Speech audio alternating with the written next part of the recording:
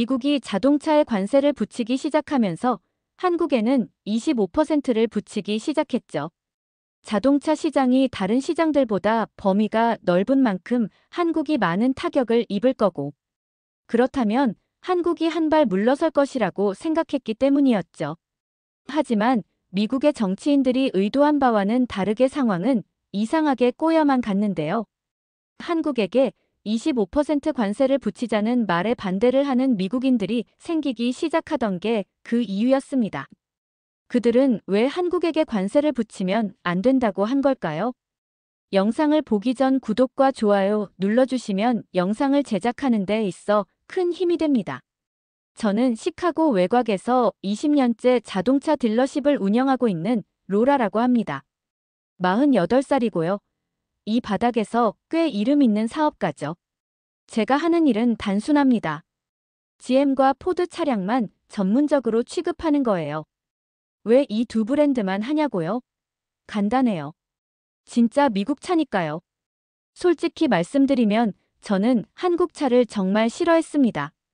아니, 정확히는 무시했다고 해야겠네요. 현대나 기아 같은 브랜드들 말이에요.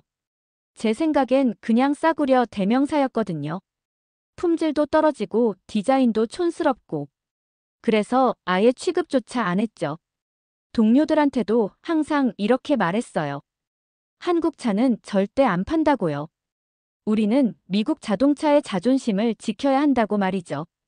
그런데 지난달에 정말 기가 막힌 소식을 들었습니다. 미국 정부에서 IRA 개정안을 통과시켜서 한국 차에 25% 관세를 매기기로 했다는 거예요. 저는 그 소식을 듣자마자 너무 기뻤어요. 드디어 정부에서 제대로 된 정책을 만들었구나 싶었거든요. 그날 저녁에 동료 딜러들이랑 만나서 축배를 들었습니다. 이제 진짜 미국 차 시대가 온다면서요. 마이크 아저씨도 그 자리에 있었어요. 63살인데 저한테는 정말 큰 선배죠. 이 바닥에서 40년 넘게 일해온 베테랑이거든요. 마이크 아저씨가 맥주잔을 들면서 말했어요. 로라야, 이제 우리 좋은 날이 올 거라고요. 한국 차들이 비싸지면 사람들이 당연히 우리 차로 올 거라고 말이죠. 저도 완전히 동감했습니다. 그동안 한국 차들이 너무 싸게 팔려서 우리가 손해를 봤다고 생각했거든요. 가격만 올라가면 품질 차이가 확실히 드러날 거라고 믿었어요. 그런데 그날 집에 와서 뉴스를 보다가 정말 깜짝 놀랐습니다. 한국 차의 미국 시장 점유율이 19.7%라는 거예요. 거의 20%에 가까운 수치였죠. 순간 머리가 하얘졌어요. 제가 알던 것과 완전히 달랐거든요. GM이나 포드보다도 높은 수치였어요. 어떻게 이런 일이 가능한지 이해가 안 됐습니다. 분명히 한국 차는 품질이 떨어지는 싸구려 차 아니었나요? 그런데 어떻게 이렇게 많은 미국인들이 한국 차를 선택한 거죠? 그날 밤 잠을 제대로 못 잤어요. 계속 그 숫자가 머릿속을 맴돌았거든요. 19.7%라니. 제가 20년 동안 무시해왔던 브랜드들이 이미 미국 시장의 5분의 1을 차지하고 있었던 거예요. 다음 주부터 딜러십에 변화가 있을 거라고 기대했습니다. 한국차 가격이 오르면 당연히 고객들이 우리 쪽으로 몰려올 거라고 생각했거든요. 그런데 현실은 정반대였어요. 오히려 평소보다 손님이 줄어들었습니다. 단골 고객인 존슨 아저씨가 딜러십에 왔는데 표정이 심각하더라고요. 존슨 아저씨는 5년 전에 저한테서 픽업 트럭을 샀던 분이에요. 이번에 새 차를 알아보러 온 건데 말하는 투가 예전과 달랐어요. 로라 씨, 솔직히 말해서 한국차 못 사면 중고차라도 살 생각이라고 하더라고요. 저는 당황했습니다. 왜 그러시냐고 물어봤더니 존슨 아저씨가 이렇게 답했어요. 이웃집에서 현대차 타는데 10년 넘게 고장 한 번 없이 잘 굴러다닌다고요. 반면에 자기 GM 트럭은 3년마다 수리비로 몇천 달러씩 나간다는 거예요. 그 말을 들으니까 기분이 좀 이상했어요. 그날 오후에 마이크 아저씨가 제 딜러십에 들렀습니다. 평소보다 표정이 어두워 보였어요. 커피 한잔 하면서 이야기를 나누는데 마이크 아저씨가 조용히 말했어요. 로라야, 혹시 우리가 20년 동안 뭔가 잘못 알고 있었던 건 아닐까라고요. 그 말이 제 가슴을 콕 찔렀어요. 마이크 아저씨는 이 바닥의 산증인이거든요. 그런 분이 그런 말을 한다는 건 뭔가 심각한 거잖아요. 아저씨가 계속 말했어요. 요즘 젊은 고객들이 한국차 얘기를 너무 자주 한다고요. 품질이 좋다느니, 연비가 좋다느니 하면서요. 저는 아직도 믿고 싶지 않았어요. 한국차가 그렇게 좋을 리 없다고 생각했거든요. 그런데 그 주 내내 비슷한 일들이 계속 일어났습니다. 고객들이 와서 한국차 대신 뭘 추천해 주냐고 물어보는데 정작 우리 차에는 별로 관심을 보이지 않았어요. 30대 부부가 와서 가족용 SUV를 알아봤는데 계속 현대 팰리세이드랑 비교하더라고요. 안전성이 어떠냐, 연비는 어떠냐, 보증기간은 어떠냐 하면서요. 저는 우리 차의 장점을 열심히 설명했지만 그들의 반응은 시큰둥했습니다. 그날 밤 집에 가면서 정말 이상한 기분이 들었어요. 뭔가 제가 놓치고 있는 게 있는 것 같았거든요. 20년 동안 제가 확신해왔던 것들이 흔들리기 시작했습니다. 다음 주에 정말 우연한 일이 일어났습니다. 제 딜러십 근처에 중고차 매매단지가 있는데 거기서 일하는 톰이 제 친구거든요. 톰이 전화를 해서 한번 와보라고 하더라고요. 뭔가 보여줄 게 있다면서요. 톰의 매매단지에 가니까 2015년식 현대 소나타가 한 대 있었어요. 주행거리가 12만 마일이나 됐는데 겉보기에는 꽤 깔끔해 보였어요. 톰이 말하길 이 차 주인이 새 차로 바꾸면서 내놓은 건데 상태가 정말 좋다고 하더라고요. 저는 호기심이 생겼어요. 한번 타보자고 했죠. 솔직히 한국차가 어떤 건지 제대로 경험해 본 적이 없었거든요. 시동을 걸어보니까 엔진 소리가 생각보다 조용했어요. 그리고 기어 변속도 부드럽더라고요. 톰과 함께 시내를 한 바퀴 돌아봤습니다. 승차감이 정말 괜찮았어요. 12만 마일이나 탄 차 맞나 싶을 정도로요. 서스펜션도 딱딱하지 않고 적당히 부드러웠고요. 에어컨도 잘 나오고 오디오 시스템도 나쁘지 않았어요. 톰이 차를 세우고 제게 말했어요. 로라야, 사실 나도 처음엔 한국 차를 우습게 봤다고요. 그런데 이런 차들을 몇 대 다뤄보니까 생각이 바뀌었다고 하더라고요. 특히 고장이 정말 적다는 거예요. 더 충격적인 얘기가 뒤에 있었어요. 톰이 운영하는 정비소에서 수리비 통계를 보여줬는데 한국 차가 제일 적게 나온다는 거예요. 같은 연식, 같은 주행거리로 비교해봐도 미국 차보다 수리비가 30% 이상 적다고 하더라고요.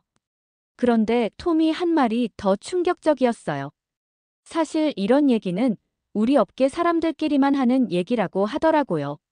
손님들한테는 굳이 말 안 한다고요. 왜냐하면 수리비가 적으면 정비소 입장에서는 손해니까요. 저는 그 순간 정말 복잡한 기분이 들었어요. 제가 20년 동안 믿어왔던 게 뭐였나 싶었거든요.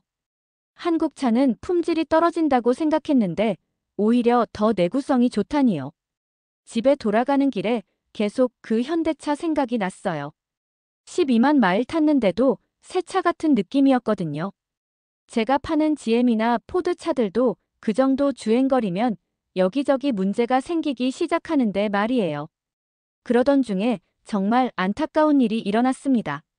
제 딜러십에서 차로 10분 거리에 있는 한국차 부품 협력업체에서 대량 해고가 시작된 거예요. 관세 때문에 한국 본사에서 미국 생산 물량을 줄이기로 했다는 소식이었어요. 그 회사에는 우리 동네 사람들이 많이 다녔거든요. 300명 정도 일하는 곳이었는데 한 번에 100명을 내보낸다고 했어요. 저도 그 소식을 듣고 마음이 무거웠어요. 비록 경쟁사 부품을 만드는 곳이지만 같은 동네 사람들이잖아요. 며칠 후에 제 딜러십에 샌디라는 단골 고객이 왔어요. 샌디는 15년 전부터 저한테서 차를 사온 정말 오래된 고객이거든요.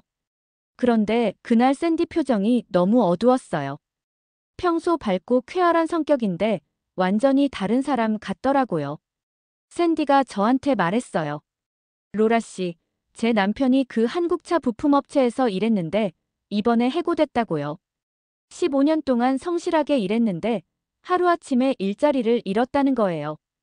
그 말을 들으니까 가슴이 먹먹했어요. 더 안타까운 건 샌디 남편만이 아니었어요. 우리 동네에서 그 회사 다니던 사람이 정말 많았거든요. 마트에서 만나는 이웃들, 교회에서 보는 사람들 중에 상당수가 그 회사와 관련이 있었어요. 직접 다니는 사람도 있고, 가족이 다니는 사람도 있고요. 샌디가 제게 물어봤어요. 로라 씨, 정말 한국차를 막는 게 우리를 위한 일이었을까요? 라고 말이에요. 그 질문이 제 가슴을 찔렀어요. 저는 관세가 우리 미국 자동차 업계를 살리는 길이라고 생각했는데, 정작 피해를 보는 건 우리 이웃들이었으니까요. 그날 오후에 동네 카페에 갔는데 분위기가 너무 무겁더라고요. 평소 같으면 사람들이 웃으면서 이야기하는데 그날은 모두 심각한 표정으로 앉아 있었어요. 해고 소식 때문에 동네 전체가 침울한 분위기였어요. 카페 사장 메리도 걱정이 많다고 하더라고요. 단골 손님들이 일자리를 잃으면 카페 매출도 줄어들 거라고요. 한 회사의 문제가 동네 전체 경제에 영향을 미치는 거죠. 저는 그때 처음으로 관세 정책에 대해 의문을 갖기 시작했어요. 정말 이게 우리를 위한 정책인지 아니면 누군가의 이익만을 위한 건지 헷갈리기 시작했거든요. 해고 소식이 퍼진 지 일주일 후에 정말 예상 못한 일이 벌어졌습니다. 우리 딸 제시카가 대학에서 집에 왔는데 완전히 화가 나 있더라고요. 제시카는 25살이고 경영학 석사 과정을 밟고 있거든요. 평소 조용한 성격인데 그날은 완전히 달랐어요. 엄마, 정말 이해가 안 간다고 하더라고요. 한국차가 진짜 나쁘다면 왜 관세가 필요하냐는 거예요. 품질로 이기면 되는 거 아니냐면서요. 저는 그동안 미국 자동차 산업을 지켜야 한다고 생각했다고 대답했어요. 그런데 제시카가 뭐라고 했는지 아세요? 엄마는 20년 동안 차를 팔았는데 정작 경쟁 브랜드는 제대로 알아본 적도 없지 않냐는 거예요. 그 말이 정말 뼈 아팠어요. 사실이었거든요. 저는 한국 차를 무조건 싫어했지 편견 없이 평가해 본 적이 없었어요. 제시카가 계속 말했어요. 친구들은 모두 한국 차가 좋다고 한다면서요. 디자인도 세련되고 기술도 좋고 가격도 합리적이라고요. 특히 젊은 세대는 브랜드보다 실용성을 중시한다고 하더라고요. 심지어 제네시스 같은 럭셔리 브랜드는 독일 차와 비교해도 뒤지지 않는다면서요. 그때 샌디가 또 딜러십에 왔어요. 이번엔 눈물을 글썽이면서요. 남편이 새 일자리를 찾고 있는데 쉽지 않다고 하더라고요. 나이도 있고 전문 기술이 자동차 부품 쪽이라 다른 분야로 가기 어렵다는 거예요. 집에서는 아이들이 대학 등록금 때문에 걱정하고 있다고 했어요. 샌디가 제게 물어봤어요. 로라 씨, 정말 솔직하게 말해주세요. 한국 차가 그렇게 나쁜 차인가요? 라고 말이에요. 저는 순간 말문이 막혔어요. 토맥에서 들은 이야기, 직접 타본 현대차의 느낌이 머릿속을 스쳤거든요. 더 이상 거짓말할 수 없었어요. 그날 밤 정말 잠이 안 왔어요. 한편으로는 제 딜러십 매출이 늘어서 기뻤지만 다른 한편으로는 이웃들의 고통을 보면서 마음이 무거웠어요. 과연 이게 맞는 일인지 계속 의문이 들었거든요. 제가 바라던 성공이 이웃들의 실업과 바꾼 거라고 생각하니까 기분이 정말 복잡했어요. 마이크 아저씨한테 전화를 했어요. 아저씨도 비슷한 고민을 하고 있다고 하더라고요. 우리가 원했던 건 공정한 경쟁이었는데 지금 일어나는 일은 그게 아닌 것 같다고요. 정말 복잡한 심정이었어요. 40년 경력의 베테랑도 혼란스러워하고 있었던 거죠. 다음 날 동네 슈퍼마켓에 갔는데 해고된 사람들이 모여서 이야기하고 있더라고요. 모두 답답한 표정이었어요. 일자리를 잃은 것도 서러운데 앞으로 어떻게 살아야 할지 막막하다는 거예요. 그 모습을 보니까 정말 마음이 아팠습니다. 저 때문은 아니지만 제가 응원했던 정책 때문에 생긴 일이라고 생각하니까 죄책감이 들었어요. 그러던 어느 날 지역 신문사에서 저한테 연락이 왔어요. 자동차 딜러로서 관세 정책에 대한 의견을 듣고 싶다는 거였어요. 처음엔 거절하려고 했는데 기자가 지역 경제 상황을 다루는 기사라고 하더라고요. 해고된 사람들의 이야기도 함께 담고 싶다면서요. 인터뷰 약속을 잡고 며칠 동안 정말 고민했어요. 뭐라고 말해야 할지 모르겠더라고요. 솔직하게 말하면 제 사업에 해가 될 수도 있고, 거짓말하면 양심에 찔리고요. 정말 힘든 선택이었어요. 밤새 뒤척이면서 고민했거든요. 인터뷰 당일에 기자가 딜러십에 왔어요. 30대 여성 기자였는데 정말 진지한 표정으로 질문을 시작했어요. 관세 정책이 지역 경제에 미치는 영향에 대해 어떻게 생각하느냐는 거였어요. 예상했던 질문이었지만 막상 대답하려니까 목이 메었어요. 저는 깊게 숨을 쉬고 결심했어요. 20년 경험을 바탕으로 정말 솔직하게 말하기로요. 사실 한국차 품질은 이미 우리를 넘어섰다고 말했어요. 관세는 단순히 경쟁을 막는 것일 뿐이라고도 했고요. 더 이상 거짓말로 자신을 속일 수 없었거든요. 기자가 놀란 표정으로 물어봤어요. 정말 그렇게 생각하시냐고요. 저는 토맥에서 들은 수리비 통계 이야기도 했고 직접 타본 경험도 얘기했어요. 더 이상 숨길 필요가 없다고 생각했거든요. 20년 동안 쌓아온 편견을 깨뜨리는 순간이었어요. 특히 이런 말을 했어요.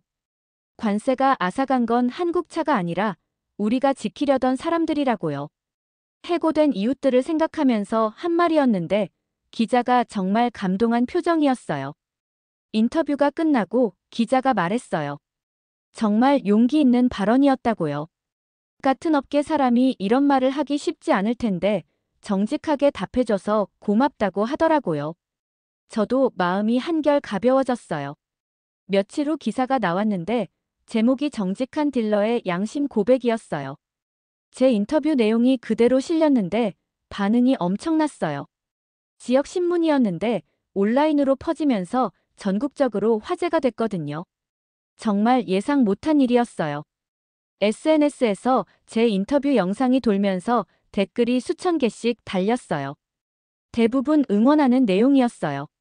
정말 용기 있는 사업가라고, 이런 정직한 사람이 있어서 다행이라고 하더라고요. 한국 사람들도 많이 응원해줬어요. 그런데 좋은 반응만 있었던 건 아니에요. GM 본사에서 연락이 왔거든요. 제가 한 발언이 브랜드 이미지에 해가 된다는 거였어요. 조금 더 신중하게 발언해달라는 요청이었는데 사실상 압박이었죠. 하지만 저는 후회하지 않았어요. 제 인터뷰가 화제가 되자 정말 예상 못한 일들이 연달아 일어났어요. 다른 딜러들도 용기를 내기 시작한 거예요. 플로리다의 한 딜러가 비슷한 증언을 했고 텍사스에서도 같은 얘기가 나왔어요.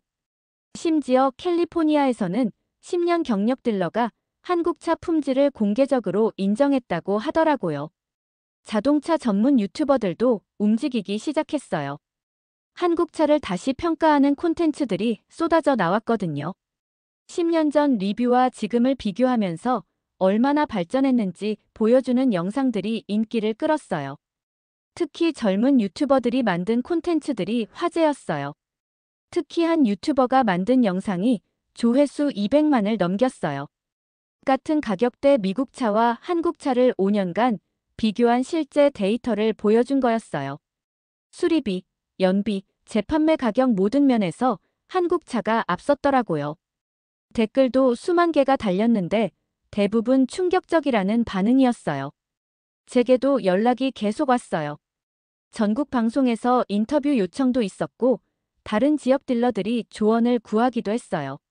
정말 바쁜 나날이었지만 뿌듯했어요. 제가 작은 용기를 낸 게 이렇게 큰 변화를 만들 줄은 몰랐거든요. 하지만 좋은 일만 있었던 건 아니에요. 일부 동료들은 제게 등을 돌렸어요. 배신자라고 하는 사람도 있었고 사업에 방해가 될 거라고 경고하는 사람도 있었어요. 솔직히 무서웠어요. 20년 쌓아온 인맥이 하루아침에 흔들리는 기분이었거든요. 그런데 시민들의 반응은 정반대였어요. 딜러십에 찾아와서 악수를 청하는 사람들이 있었어요. 정직한 사업가라면서 앞으로 차를 살 때 꼭 여기서 사겠다고 하는 고객들도 많았어요. 심지어 다른 주에서 찾아오는 사람도 있었어요. 샌디도 다시 왔는데 이번엔 웃는 얼굴이었어요. 남편이 새 일자리를 구했다고 하더라고요. 다른 자동차 부품업체에서 일하게 됐는데 제 인터뷰를 본 사장이 먼저 연락했다고 해요. 정직한 딜러가 추천하는 직원이라면 믿을 만하다면서요. 제시카도 정말 자랑스러워했어요.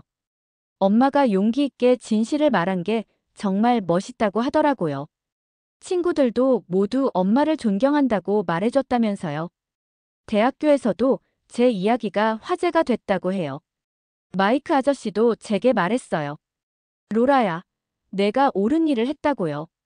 우리가 정말 지켜야 할 건 허위가 아니라 진실이라고 하더라고요.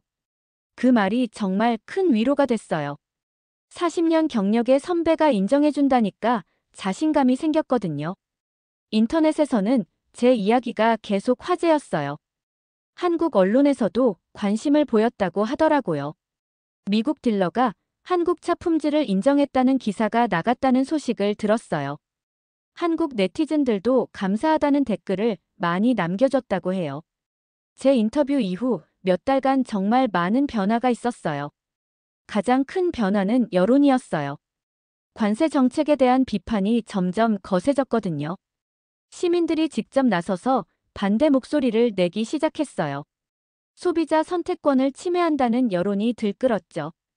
해고됐던 사람들 중 상당수가 일자리를 되찾았어요. 한국 기업들이 멕시코 공장을 확장하면서 일부 물량을 다시 미국으로 가져온 거였어요. 샌디 남편도 원래 회사로 복직할 수 있었어요. 회사 측에서 숙련된 기술자가 필요하다면서 다시 불러들인 거죠. 정치인들도 입장을 바꾸기 시작했어요. 관세 정책을 지지했던 의원들이 재검토가 필요하다고 말하기 시작한 거예요. 시민들의 압박이 워낙 거셌거든요.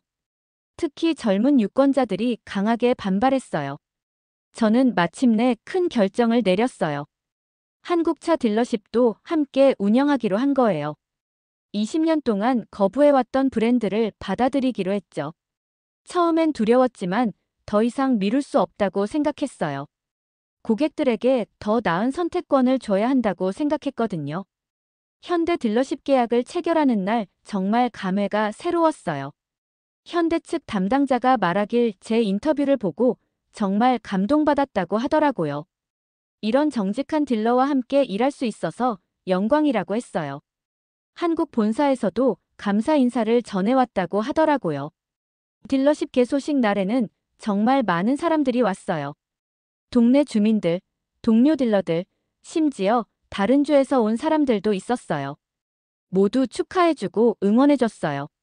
지역 방송에서도 취재를 나왔고요. 샌디가 그날 제게 말했어요. 로라 씨 덕분에 우리 동네가 다시 살아났다고요. 일자리도 돌아오고 사람들도 희망을 찾았다고 하더라고요. 그 말을 들으니까 정말 뿌듯했어요. 제가 한 작은 용기가 이런 큰 변화를 만들었다니까요. 제시카도 정말 자랑스러워했어요. 엄마가 편견을 버리고 진실을 선택한 게 정말 용기 있는 일이었다고 하더라고요.